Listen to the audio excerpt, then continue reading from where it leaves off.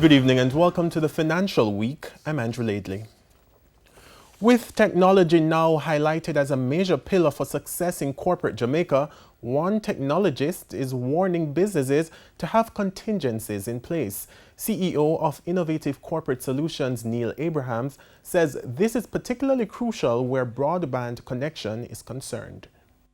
Many companies are updating software to ensure they keep up with the changing times. But technologist Neil Abrahams warns that it can fall apart without a reliable internet connection. If you do have resources that are on your corporate network and you're going to have a lot of people remoting into that corporate network, then having multiple connections to the internet and high-speed connections to the internet, we have found that that's very important. So you really want to be in a situation where you don't want to be calling a customer and saying, well, flow is down or digital is down, and as a result of that, I can't help you for another 4 hours. That's not very professional. So he's urging small businesses to view technology contingency as an investment. As the business grows, you want to think about having a technology budget, right? And you want to think about the fact that we need to be investing in technology and not so much spending money in technology. When you make an investment, the goal is that you're making this investment now to reap something back from it. At the same time, he noted that productivity tools which are available online will aid in catapulting businesses into the next phase of development. What technology allows you to do nowadays is to create workflows for these processes. So you can use things like SharePoint, which is built into Office 365, and we can create workflows that allow us to take some of these manual processes or semi-manual processes that we have in our companies, and we can automate them.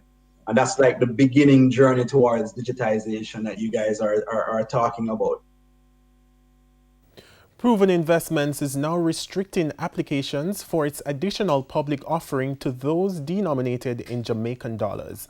Proven says this is in compliance with the Bank of Jamaica dealings in foreign currency instruments. The Jamaican dollar subscription will take effect on Monday. Proven's APO is scheduled to close on January 29.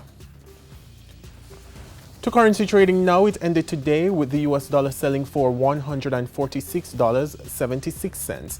The Canadian dollar is selling for $114.21. The pound sterling sells for $201.19, while the euro is going for $181.78. And the JSE index gained 1,017 points today, and the junior market index inched up 11 points. Among the winners were JMMB Group 7.5%, CNWJ Cooperative Credit Union, Paramount Trading, 1834 Investments, and Sterling Investments. On the losing side were Dolphin Cove, Epley 8.25%, Maybury Jamaican Equities, Siboney Group, and Palace Amusement. And that's the Financial Week. I'm Andrew Laidley. Good evening.